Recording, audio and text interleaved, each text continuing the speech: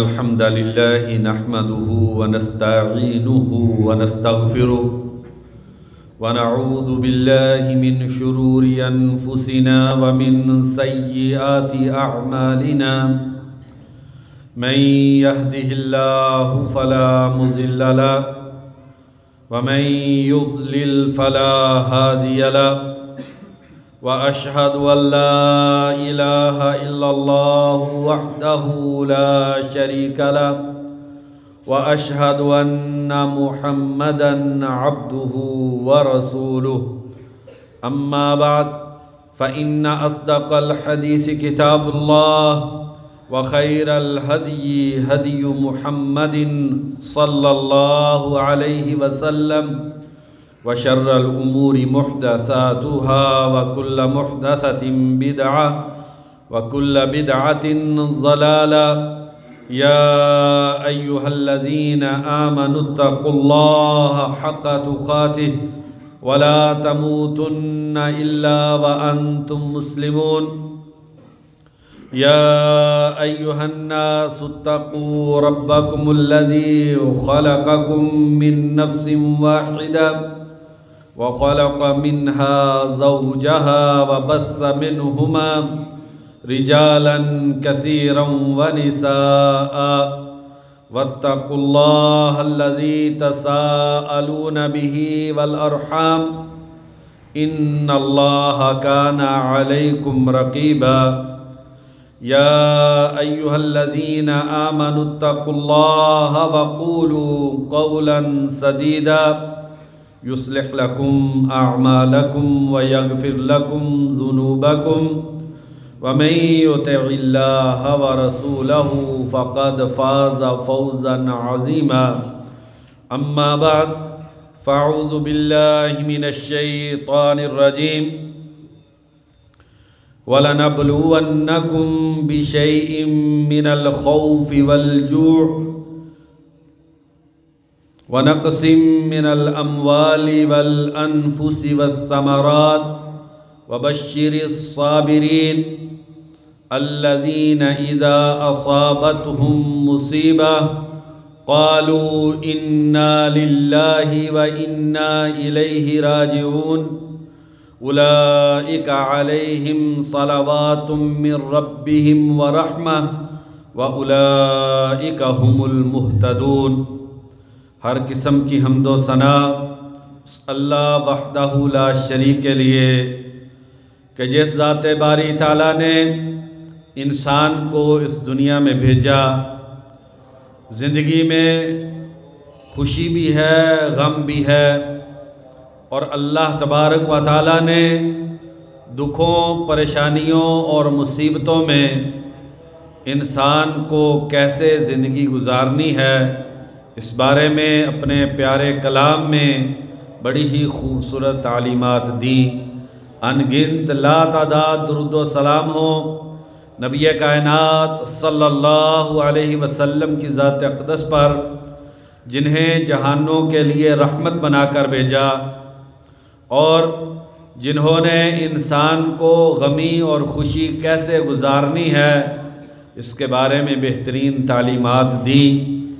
کروڑوں رحمتیں ہوں صحابہ کرام پر، تابعین عظام پر، محدثین کرام پر، جو ہر دور میں انسان کو کٹھن حالات میں اللہ تبارک و تعالیٰ کی ہدایات کی روشنی میں بہترین زندگی گزارنے کی تلقین کرتے رہے۔ پیارے ایمان والے بھائیوں، اللہ تبارک و تعالی ہم سے راضی ہو جائیں اور مسلمانوں کی دنیا میں جو بھی پریشانیاں ہیں، دکھ درد غم ہیں، اللہ تبارک و تعالی اپنی رحمت سے دور فرما دیں، اور اللہ تبارک و تعالی سعادت برکت رحمت والی زندگی ہمیں گزارنے کی توفیق عطا فرما دیں۔ میرے اور آپ کے خالق و مالک کا فرمان ہے کہ وَلَنَبْلُوَنَّكُمْ، اے اس دنیا میں بسنے والے انسانوں، ہم ضرور تمہاری آزمائش کریں گے۔ انسان اس دنیا میں زندگی گزارتا ہے تو اس زندگی میں انسان کے ساتھ دکھ بھی ہیں، غم بھی ہیں، پریشانیاں بھی ہیں، مشکلات ہیں، کٹھن حالات ہیں۔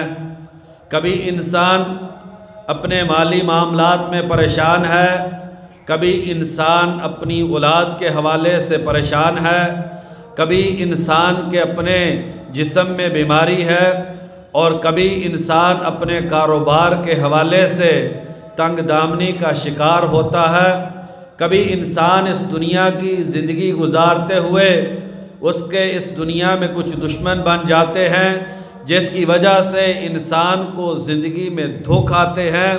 الغرض یہ زندگی گزارتے ہوئے انسان طرح طرح کی پریشانیوں سے، مصیبتوں اور مشکلات سے گزرتا ہے، اور اللہ تبارک و تعالیٰ نے انسان کے بارے میں اس دنیا میں یہ فیصلہ کیا ہے کہ یہ دنیا کی زندگی یہ انسان کے لیے آزمائش ہے۔ یہ زندگی اور موت کا جو سلسلہ ہے، اللہ تبارک و تعالیٰ نے اس میں انسانیت کے لیے آزمائش رکھی ہے۔ وَلَنَبْلُوَنَّكُمْ بِشَيْءٍ مِّنَ الْخَوْفِ وَالْجُوعِ، ہم یقیناً تمہیں ضرور آزمائیں گے، ڈر دے کر۔ تمہاری زندگی میں خوف ہوں گے، خطرات ہوں گے، مشکلات ہوں گی، اور بھوک ہوگی، بسا اوقات کھانے کی تنگی ہوگی۔ انسان اپنی زندگی گزارتے ہوئے تنگ دستی کا شکار ہو جائے گا، اور اللہ تبارک و تعالیٰ فرماتے ہیں کہ تمہارے مالوں میں کمی کر کے، تمہاری جانوں میں کمی کر کے، تمہارے پھلوں میں کمی کر کے اللہ تبارک و تعالیٰ تمہاری آزمائش کریں گے۔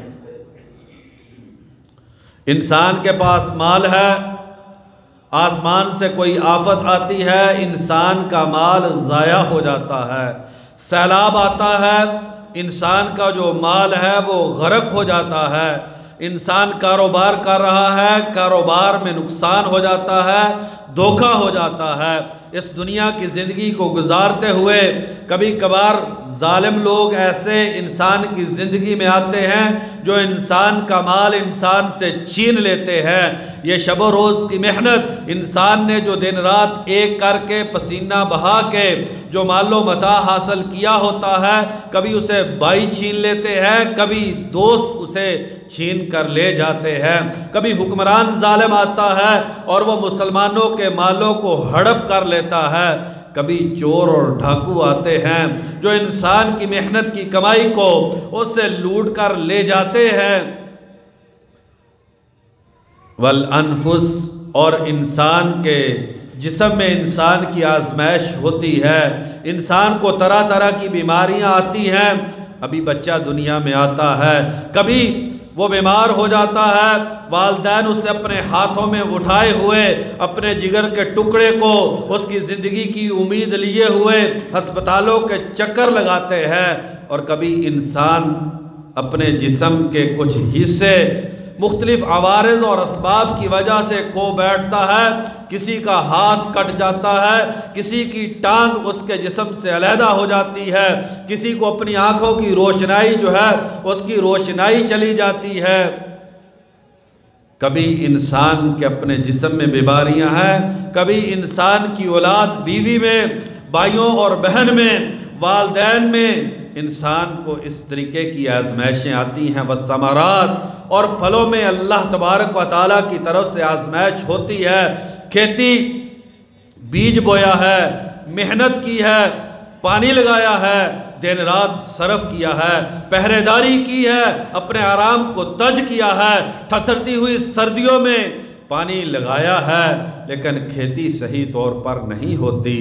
پھل ہے، کبھی سنڈی کی نظر ہو جاتا ہے، کبھی ٹڈیاں آتی ہے اور انسانوں کے پھلوں کو کھا جاتی ہے، کبھی سیلاب کے ریلے آتے ہیں جیسے پھل اور پودے غرق ہو جاتے ہیں، کبھی آسمان سے کوئی آفت آتی ہے اور انسانوں کے جو پھل ہیں وہ ضائع ہو جاتے ہیں۔ اللہ تبارک و تعالیٰ فرماتے ہیں ہم ان ساری چیزوں کے ذریعے انسانوں کی آزمائش کرتے ہیں۔ اور اس دنیا میں کوئی بھی ایسا انسان نہیں ہے جس نے دکھ نہ دیکھا ہو، جسے پریشانی نہ آئی ہو، جو کٹھن حالات سے دوچار نہ ہوا ہو، جسے مال کی تنگ دستی کا سامنا کرنا نہ پڑا ہو، جسے اپنی اولاد کی بیماری میں فکر اور غم نہ آئے ہوں۔ الغرض ہر انسان کی آزمائش ہوتی ہے۔ وَلَنَبْلُوَنَّكُمْ، ہم تمہیں ضرور آزمائیں گے۔ اللہ تبارک و تعالیٰ کیوں آزماتے ہیں؟ تاکہ سچے ایمان والے اور کھوٹے ایمان والے میں فرق ہو جائے۔ کون ہے جو صرف زبان سے کہتا ہے لا الہ الا اللہ، اور کون ہے جس کے دل میں اللہ تبارک و تعالیٰ کی توحید پیوست ہے؟ کون ہے جب مصائب آتے ہیں تو اللہ کے در کی طرف لوٹتا ہے؟ اور کون ہے جب مصیبت آتی ہے تو اللہ کے در کو چھوڑ کے اور دروں پہ جاتا ہے؟ اَمَّن یُجِیبُ الْمُضْطَرَّ اِذَا دَعَاهُ وَيَكْشِفُ السُّوءَ۔ لوگوں ذرا بتلاؤ تو صحیح، جب حالات کٹھن آتے ہیں، جب پریشانیاں ہوتی ہیں، جب دل ٹوٹتے ہیں، جب آنکھیں آنسو بہاتی ہیں، اور جب انسان کے بدن چور چور ہوتے ہیں، اَمَّن یُجِیبُ الْمُضْطَرَّ، لاچار کی پکار کون سنتا ہے؟ کٹھن حالات کو کون دور کرتا ہے؟ مصائب کون ختم کرتا ہے؟ دکھوں میں کون سہارا بنتا ہے؟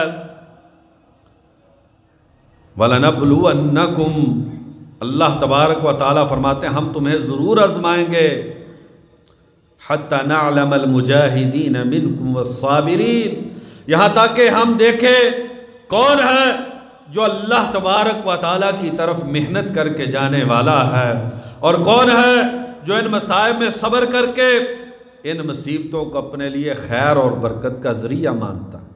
کون ہے جو صرف زبان کا مومن ہے، اور وہ کون ہے جس کے دل میں نور ایمان ہے؟ کون ہے جسے اللہ کے ارحم الراحمین ہونے پہ یقین ہے؟ اور وہ کون ہے جس کی زبان پہ اللہ تبارک و تعالیٰ کے بارے میں شکوہ ہے؟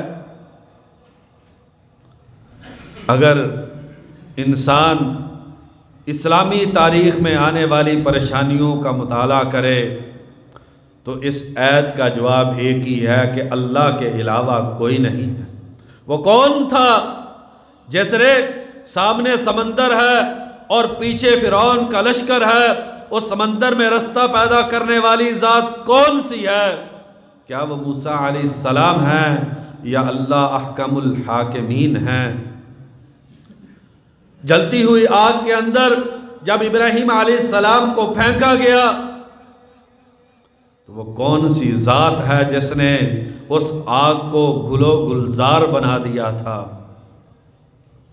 وہ کون سی ذات ہے؟ ایک بے سہارا بچہ جو حرکت نہیں کر سکتا، دریا کی موجوں کے اوپر اس کی ماں اس کو سمندر میں رکھ دیتی ہے، پھر اس نے منزل مقصود تک پہنچانے والی ذات کون سی ہے؟ وہ کون سی ذات ہے کہ یوسف علیہ السلام کو جب بھائیوں نے اندھے کنویں کے اندر ڈال دیا، جہاں پر ساری انسانیت کے سہارے ٹوٹ گئے، وہ وقت جب بھائی بھائی کا دشمن ہے، کنویں سے نکال کے مصر کے عرش پہ پہنچانے والی ذات کون سی ہے؟ اور نبی کائنات صلی اللہ علیہ وسلم جب پورا مکہ بلکہ پوری انسانیت نبی اکرم صلی اللہ علیہ وسلم کے خلاف تھی، آپ صلی اللہ علیہ وسلم کے صحابہ کو دہکتے ہوئے انگاروں پہ لٹایا جا رہا تھا، آپ کی صحابیہ کو 2 اونٹوں کے درمیان باندھ کر چیر دیا گیا تھا، سینوں پہ پتھر رکھ کے جب صحابہ کو تپتی ریت پہ گھسیٹا جاتا تھا، اور جب نبی اکرم صلی اللہ علیہ وسلم ہجرت کی رات اپنی زندگی کو بچانے کے لیے مکہ المکرمہ کو اللہ کے حکم سے چھوڑ کے غار ثور میں پہنچے تھے اور کافر اس پہاڑ کے اوپر پہنچ گئے تھے، وہ کون سی ذات ہے جس ذات نے نبی اکرم صلی اللہ علیہ وسلم کی حفاظت کی؟ لا تحزن ان اللہ معنا، ابو بکر ڈرنے کی ضرورت نہیں ہے، یقیناً اللہ تبارک و تعالی ہمارے ساتھ ہیں۔ تو اس آیت کا جواب یہی ہے، اَمَّن یُجِیبُ الْمُضْطَرَّ اِذَا دَعَاهُ وَيَكْشِفُ السُّوءَ، کون ہے جو لاچار کی پکار کو سنتا ہے اور تکالیف کو دور کرنے والی ذات ہے اللہ احکام الحاکمین۔ اس دنیا میں اگر کوئی مشکل کشا ہے، اگر کوئی حاجت روا ہے، بگڑی کو کوئی بنانے والا ہے، دکھوں سے کوئی نجات دینے والا ہے، مشکلات میں اگر کوئی سہارا ہے تو وہ صرف اور صرف اللہ تبارک و تعالیٰ کی ذات ہے۔ بھائیو، یہ مشکلات کیوں آتی ہیں؟ اللہ تبارک و تعالیٰ ارحم الراحمین ذات، بچے کو دکھ آ جائے ماں تڑپ اٹھتی ہے، بچے کا جسم بخار سے تپ رہا ہو، باپ ساری رات بستر پہ کروٹیں بدلتے ہوئے رات کو گزار دیتا۔ کون سی ماں ہے جو اپنے بچے کے لیے پریشانیوں کو قبول کرتی ہو؟ وہ کون سا باپ ہے جو اپنی اولاد کے لیے دکھوں کو پسند کرتا ہو؟ اور اللہ احکم الحاکمین کی ذات ارحم الراحمین، جس کی رحمت کے سامنے ماں کی رحمت کی کوئی حیثیت نہیں، پھر اللہ تبارک و تعالیٰ اپنے بندوں پہ یہ کٹھن حالات کیوں لے کر آتے ہیں؟ یہ ذہن میں ایک سوال پیدا ہوتا ہے۔ بھائیو، دو طرح کے لوگ ہیں اس دنیا میں، ایک وہ جو اللہ کی توحید کو ماننے والے، جو اللہ کے احکامات کو اپنی زندگی کے لیے بہترین ہدایت کا ذریعہ ماننے والے، جو اللہ تبارک و تعالیٰ کے فرامین کو اپنی زندگی کے لیے بہترین دستور قرار دینے والے، ان کے لیے یہ مصیبتیں اللہ تبارک و تعالیٰ اس لیے لاتے ہیں تاکہ ان کے درجات میں بلندی آ جائے۔ سعد بن ابی وقاص رضی اللہ عنہ بیان کرتے ہیں، ترمذی شریف کی حدیث ہے، اشد الناس بلاء الانبیاء ثم الامثل فالامثل، سب سے زیادہ مصیبتیں وہ انبیاء کرام کو آتی ہیں، اور پھر جتنے لوگ انبیاء کے قریب ہوتے ہیں اسی قدر انسان کو پریشانی آتی۔ اللہ تبارک و تعالیٰ اپنے نیک بندوں کو آزماتے ہیں ان مصائب کے ذریعے، دکھوں اور پریشانیوں کے ذریعے، جس میں بندہ صبر کرتا ہے اور اللہ تبارک و تعالیٰ ان پریشانیوں کے ذریعے اس کے گناہوں کی معافی کا سامان کرتے ہیں، اور اللہ تبارک و تعالیٰ اپنے ایسے عظیم بندوں کو اللہ تبارک و تعالیٰ رفعت و ترقی اور عروج عطا کرتے ہیں۔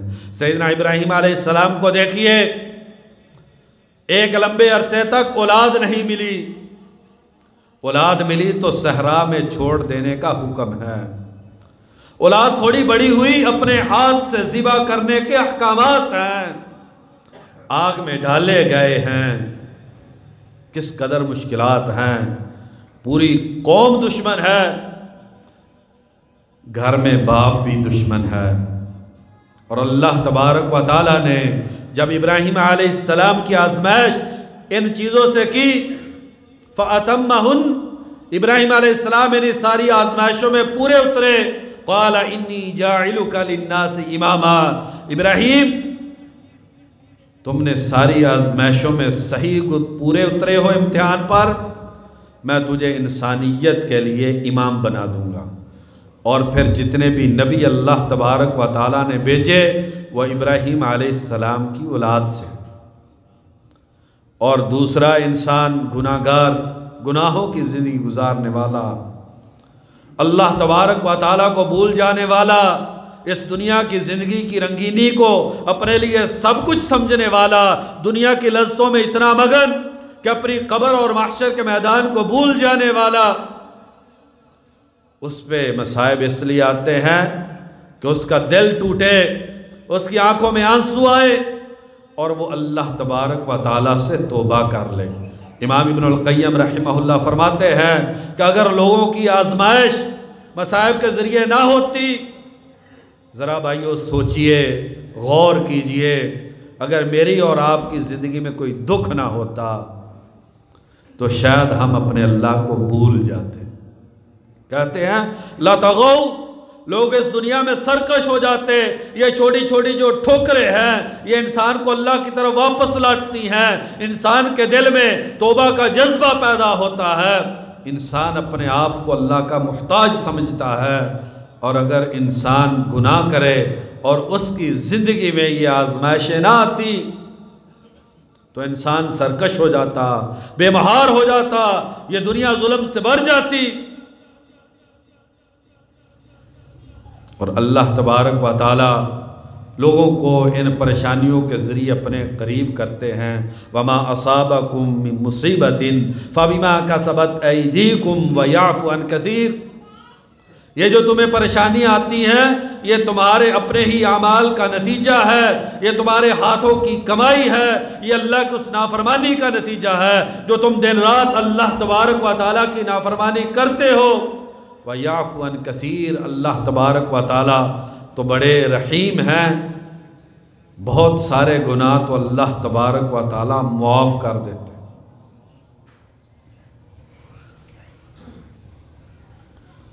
اللہ تبارک و تعالیٰ قرآن مجید میں فرماتے ہیں ہم لوگوں کو قیامت کے دن کے عذاب سے پہلے چھوٹے چھوٹے عذاب پریشانیاں دیتے ہیں تاکہ لوگ اللہ تبارک و تعالیٰ سے توبہ کر لیں، اور جو ان مصائب اور پریشانیوں میں صبر کرنے والے ہیں وَبَشِّرِ الصَّابِرِينَ، صبر کرنے والوں کو خوشخبری دے دیجئے، یہ بڑے عظیم لوگ ہیں۔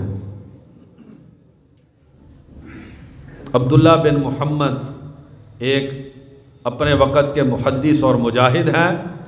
امام ابن حبان رحمہ اللہ نے اپنی کتاب الثقات کے اندر یہ واقعہ نقل کیا ہے، اور بھائیو بڑا ہی غور کرنے کے قابل واقعہ ہے۔ کہتے ہیں میں اللہ کے راستے میں جہاد کے لیے نکلا، سمندری سفر سے نکل کر میں صحرا میں پہنچا۔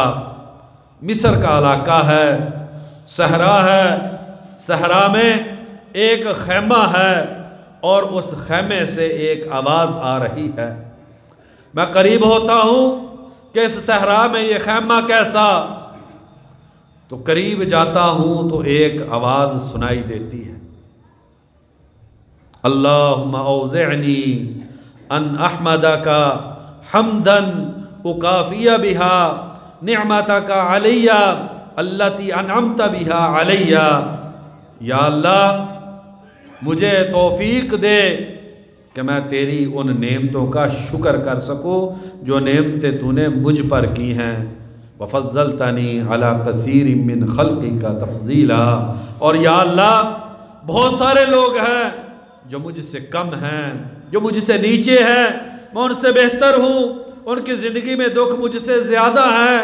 یا اللہ تو نے مجھے بہت لوگوں پر فضیلت دی ہے، یا اللہ تو مجھے توفیق دے کہ میں تیرا شکر کر سکوں۔ کہتے جب یہ میں نے خوبصورت کلمات سنے دل میں شوق پیدا ہوا، جا کے دیکھوں یہ کوئی بہت بڑا عالم دین لگتا ہے کہ جو اپنے اللہ تبارک و تعالیٰ نے اسے اتنا عظیم علم دیا ہے کہ اس صحرا میں بھی اللہ تبارک و تعالیٰ کی حمد و ثنا کرنے والا ہے۔ کہتے میں خیمے کے قریب ہوا، پھر میں خیمے کے اندر داخل ہوا، منظر اندر عجیب تھا، ہاتھ کٹے ہوئے تھے، ٹانگیں بھی کٹی ہوئی تھیں، آنکھوں سے صحیح نظر نہیں آتا تھا، کان باری تھے، بڑی مشکل سے آواز سنائی دیتی تھی۔ میں نے کہا اللہ کے بندے تیرے جسم میں اس زبان کے علاوہ اور کوئی نعمت تو مجھے نظر نہیں آتی کہ اس نعمت کا شکر ادا کر رہے ہو۔ دیکھیے اسلام انسان کو کتنا عظیم کرتا ہے، اور یہ قرآن مجید اگر انسان اس سے جڑ جائے تو انسان کی زندگی کے دکھ اور پریشانیاں کیسے ختم ہوتی ہیں اور انسان کتنا بلند ہو جاتا ہے، انسان اس بات کا تصور نہیں کر سکتا۔ اللہ کے بندے ہاتھ تیرے پاس نہیں ہے، چلنے کے لیے پاؤں نہیں ہے، دیکھنے کے لیے آنکھ میں روشنائی نہیں ہے، کانوں سے اچھے طریقے سے سنتا نہیں ہے، کس نعمت پہ شکر ہے؟ کہنے لگے یہ جو آسمان ہے اگر اللہ تبارک و تعالیٰ اس آسمان سے مجھ پر آگ کی بارش کر دے اور وہ میرے وجود کو جلا دے، یہ ٹھاٹھے مارتے ہوئے سمندر اور دریا اگر اپنا پانی مجھ پر چھوڑ دے اور میں غرق ہو جاؤں، یہ بلند و بالا سنگلاخ پہاڑ اگر میرے وجود کے اوپر گر کے میرے جسم کے ایک ایک انگ کو پیس کے رکھ دے، میں پھر بھی اللہ تبارک و تعالیٰ کا شکر ادا کروں۔ یہ وہ لوگ ہیں جنہوں نے اللہ تبارک و تعالیٰ کو صحیح معنی میں پہچانا۔ پھر کہنے لگے اللہ کے بندے میری ایک ضرورت ہے، اگر ضرورت پوری کر دو۔ کہا کیا ہے؟ کہا میرے ساتھ اس خیمے میں میرا بیٹا وہ رہتا تھا، وہ مجھے کھانا کھلاتا تھا، وہ مجھے پانی پلاتا تھا۔ اللہ تبارک و تعالیٰ ایسی اولاد سب کو نصیب کرے جو ماں باپ کے غموں میں ان کا سہارا بن جائے، جو بڑھاپے میں ماں باپ کی لاٹھی بن جائے۔ ذرا دیکھنا 3 دن ہو گئے ہیں میرا بیٹا واپس نہیں آیا، میرے بیٹے کو ذرا تلاش کر دینا۔ عبداللہ بن محمد یہ کہتے ہیں کہ میں باہر نکلا، صحرا ہے، ریت کے ٹیلے ہیں، جاتا ہوں تو عجیب منظر دیکھتا ہوں، اس بیٹے کو درندوں نے پھاڑ کھایا ہے، اس کی لاش وہاں پر پڑی ہوئی۔ کہتے ہیں مجھے شدید دکھ ہوا کہ یہ خبر اس والد کو میں کیسے جا کر دوں۔ کہتے میں نے سوچنا شروع کیا، پھر میرے ذہن میں ایوب علیہ السلام کی یاد آئی، کیسے جسم میں بیماری ہے، مال اور اولاد ختم ہو گیا ہے، بہت پریشانی ہے۔ وہی اللہ پریشانیاں دینے والے ہیں اور وہی پریشانیوں کو دور کرنے والے۔ کہتے ہیں میں اس بندے کے پاس آیا اور آ کے میں نے کہا اللہ کے بندے تم اچھے ہو یا ایوب علیہ السلام؟ کہا کہ ایوب علیہ السلام نبیوں سے کیا نسبت؟ کہا جب اللہ تبارک و تعالیٰ نے انہیں آزمایا، ان کا مال بھی لے لیا، اولاد بھی لے لی، جسم میں بیماری تھی، ساری انسانیت ساتھ چھوڑ گئی تھی، اللہ نے اپنے اس نبی کو کیسا پایا تھا؟ کہتا ہے وجدہ صابرن حامدن شاکرا، اللہ نے ایوب علیہ السلام کو صبر کرنے والا، اللہ کا شکر کرنے والا، اللہ کی حمد و ثنا کرنے والا پایا تھا۔ تو کہا اللہ کے بندے اللہ نے بھی تیرا بیٹا تجھ سے لے لیا ہے۔ تو زبان سے ایک ہی بات نکلی، انا للہ و انا الیہ راجعون وبشر الصابرین، صبر کرنے والوں کو خوشخبری دے دیجئے، الذین اذا اصابتهم مصیبہ، جنہیں جب مصیبت پہنچتی ہے قالوا انا للہ و انا الیہ راجعون، اللہ سے گھلے نہیں کرتے، کہتا ہے یا اللہ ہم تیری مخلوق ہے، یا اللہ تو آقا ہم غلام ہیں، تو مالک ہم مملوک ہیں، انا للہ یا اللہ ہم تیری ملکیت ہیں، وَإِنَّا إِلَيْهِ راجعون، اور یا اللہ قیامت کے دن یہ امانت تیری طرف ہی لوٹ کر آنے والی ہے۔ وَشَحِقَ شَحْقَةً فَمَاتَ، کہتے ہیں کہ پھر ایک چیخ ماری اور فوت ہو گئے۔ کہہ رہے میں ایسے ہی بیٹھا تھا، 4 آدمی اچانک وہاں پر آئے، میں نے انہیں بلایا کہ یہاں پر ایک میت ہے، کفن اور دفنانے کا اہتمام کیا جائے۔ وہ جب اندر آئے تو اس کی پیشانی کو چومنے لگے، کہنے لگے یہ سیدنا عبداللہ بن عباس رضی اللہ عنہما کے شاگرد، اپنے وقت کے بہت بڑے محدث امام ابو قلابہ جرمی رحمہ اللہ، یہ تابعی، یہ اپنے وقت کے محدث ابو قلابہ جرمی رحمہ اللہ ہیں۔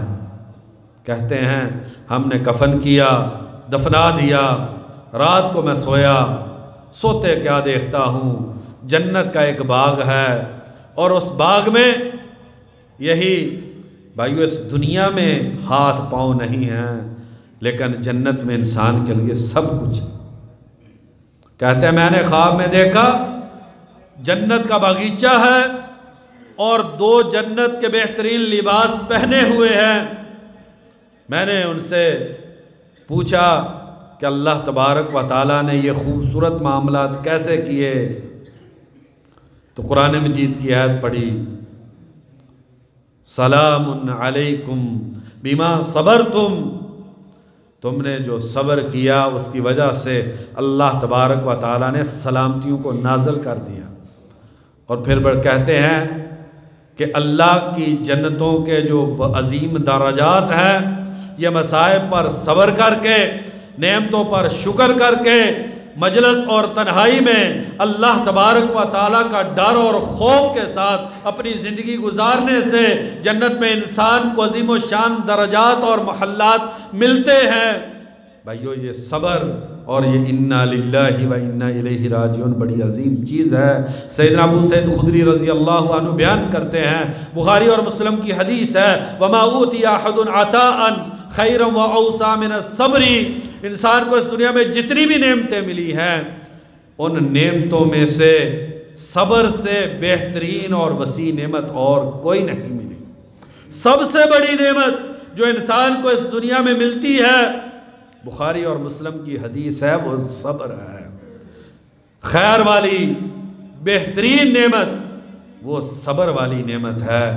اور ابو مالک اشعری رضی اللہ عنہ بیان کرتے ہیں، مسلم شریف کی حدیث ہے، اور یہ حدیثیں کاش کہ ہم اپنے دلوں پہ لکھ لیتے، اپنے بچوں کے ذہنوں میں نقش کر دیتے۔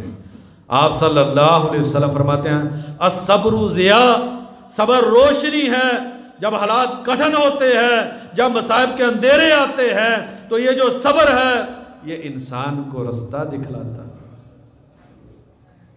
سیداتنا ام سلمہ رضی اللہ عنہ بیان کرتی ہیں، مسلم شریف کی حدیث ہے، کہتی ہے میں نے نبی اکرم صلی اللہ علیہ وسلم سے سنا، آپ صلی اللہ علیہ وسلم نے فرمایا، کوئی بھی مسلمان، اس خوبصورت کلمے پر غور کیجئے، مسلمان، اسلام کو ماننے والا، اسلام کو اپنے لیے عزت اور فخر سمجھنے والا، اسلام والی زندگی اپنے لیے بہترین زندگی جاننے والا، جس بھی مسلمان کو کوئی مصیبت آتی ہے فَيَقُولُ مَا أَمَرَ اللَّهُ، وہ اپنی زبان سے کہتا ہے جو اللہ تبارک و تعالیٰ نے اس کو حکم دیا ہے۔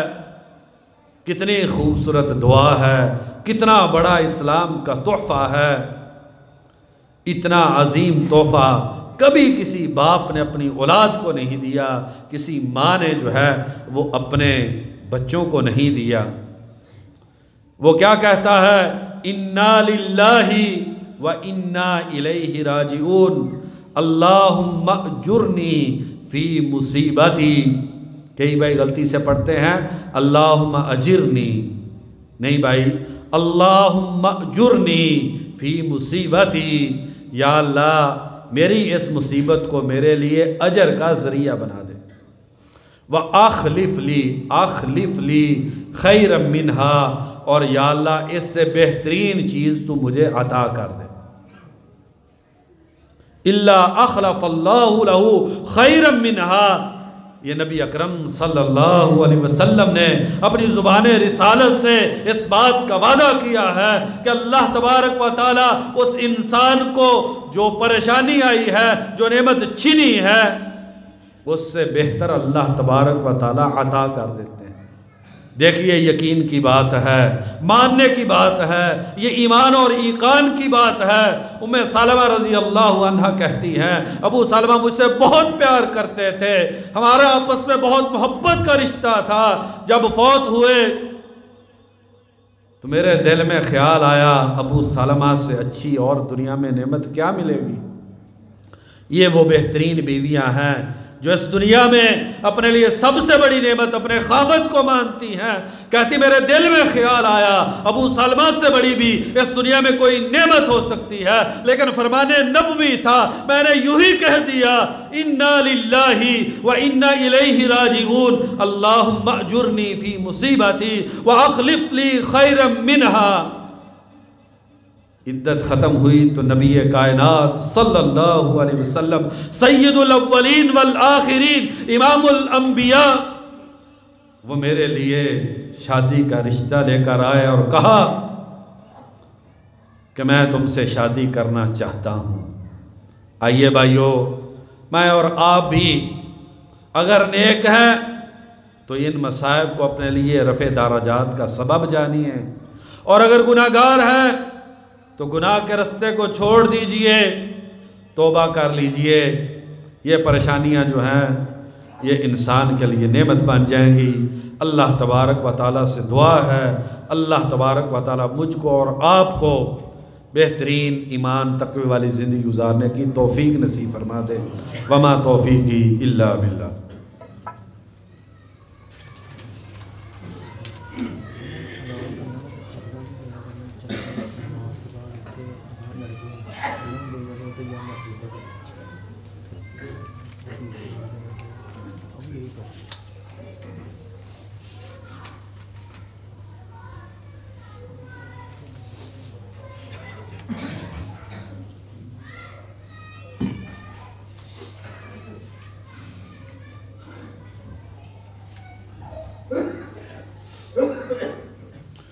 الحمدللہ والصلاة والسلام علی رسول اللہ اما بعد۔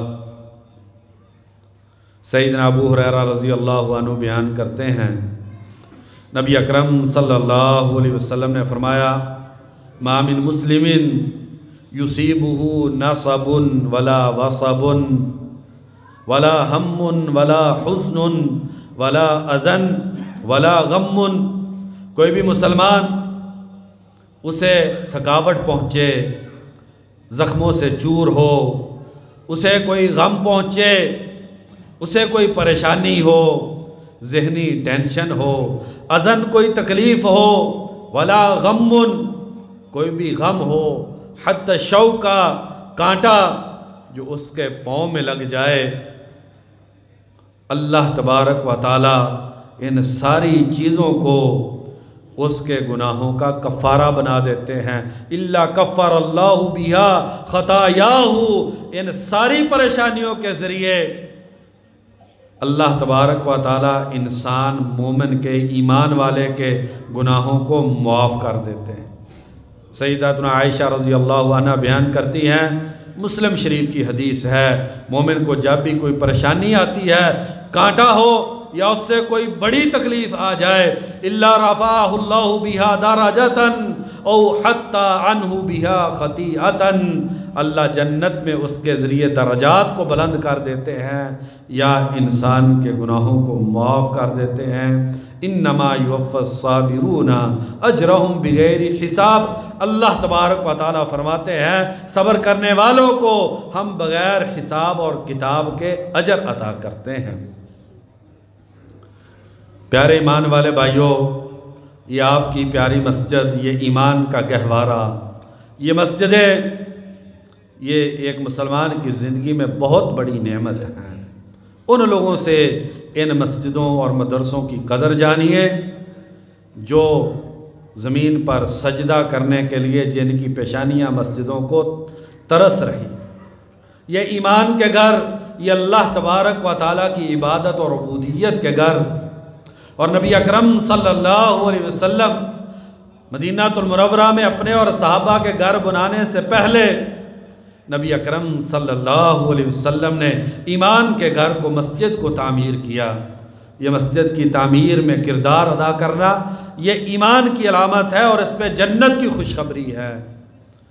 اور آپ کی مسجد کی انتظامیہ نے ایک بڑا ہی اچھا فیصلہ کیا، کچھ دنوں سے اس پر مشاورت چل رہی تھی کہ جمعے کے خطبے کے دوران کسی بھی طرح کی حرکت کرنا یہ اچھی چیز نہیں ہے، بلکہ جمعے کے خطبے کو پوری توجہ سے سننا اس کی نبی صلی اللہ علیہ وسلم نے تلقین کی ہے۔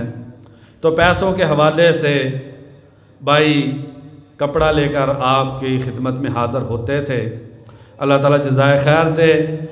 اللہ پر توکل کرتے ہوئے اور نبی صلی اللہ علیہ وسلم کے فرامین کو سامنے رکھتے ہوئے بھائیوں نے یہ فیصلہ کیا ہے کہ جمعہ کا خطبہ خود بھی اور آپ کو بھی پوری توجہ سے سننے دیا جائے گا۔ اب آپ سے بھی گزارش ہے کہ جیسے پہلے حصہ ڈالتے تھے اس سے بھی بڑھ کر، کیونکہ ایک اچھے کام کا آغاز ہوا ہے تو اس اچھائی کا ساتھی بننا چاہیے۔ پیچھے جمعہ کی نماز کے بعد بھائی کھڑے ہوں گے، انہیں مسجد کا حصہ دے جائیے، یا جو مسجد کا غلہ ہے اس میں پیسے ڈال جائیے۔ اللہ تبارک و تعالی ہم سب کو اپنے گھروں کی خدمت کرنے کی توفیق نصیب فرمائے۔ یہ دو اعلان ہیں، آج بروز جمعہ بعد از نماز مغرب جامع مسجد علی المرتضیٰ فور سیزن کالونی میں حضرت مولانا عبدالغفار مدنی فاضل مدینہ یونیورسٹی، بڑا ہی خوبصورت ان کا توحید پر دین کے بارے میں درس ہوتا ہے۔ سبھی احباب سے شرکت کی درخواست ہے۔ بھائیوں، دل ویران ہو چکے ہیں، ایمان کی تازگی کے لیے ایسی مجلسوں میں ضرور جایا کریے، وقت نکالا کریں، دل کو زندگی ملتی ہے، روح کو سکون ملتا ہے۔ اور اسی طریقے سے جمعرات کے دن ہماری مرکزی مسجد اہل حدیث امین پور بازار، اس میں ظہر کی نماز کے بعد مولانا عبدالمالک مجاہد حافظہ اللہ، ان کا بھی درس قرآن ہے۔ کوشش کریں اس میں بھی آپ بھائی شرکت کریں۔ یہ دینی مجلسیں یہ دنیا میں انسان کے لیے بہت بڑی نعمت ہیں۔ اللہ تبارک و تعالیٰ سے دعا ہے اللہ ہمیں اپنے دین سے محبت کرنے کی توفیق نصیب فرما دے۔ یا اللہ، جو بھی بھائی پریشان ہے اپنی رحمت سے ان کی پریشانی کو دور فرما دے۔ یا اللہ، دل میں جو بھی نیک تمنا ہے اپنی رحمت سے پوری فرما دے۔ یا اللہ، دنیا اور آخرت کی سعادتیں اور برکتیں عطا فرما دے۔ یا اللہ، حلال کی وسیع روزی نصیب فرما دے۔ یا اللہ، دنیا بھی خیر والی اور آخرت بھی خیر والی بنا دے۔ اولادوں کو آنکھوں کی ٹھنڈک بنا دے، بیماروں کو شفا نصیب فرما دے۔ یا اللہ، جہاں پر بھی مسلمان ہیں ان کی حفاظت فرما دے۔ یا اللہ، جہاں پر بھی تیرے دین کی سربلندی کے لیے جہاد ہو رہا ہے، یا اللہ تو مجاہدین کی مدد فرما دے۔ یا اللہ، ملک پاکستان کی حفاظت فرما دے۔ یا اللہ، اس ملک پہ اپنی رحمتیں اور برکتیں نازل فرما دے۔ یا اللہ، یہاں پر بھی مسلمان آباد ہیں، خیر اور برکت والے معاملات فرما دے۔ ربنا آتنا فی الدنیا حسنۃ وفی الآخرۃ حسنۃ وقنا عذاب النار۔ سبحان ربک رب العزۃ عما یصفون وسلام علی المرسلین والحمد للہ رب العالمین۔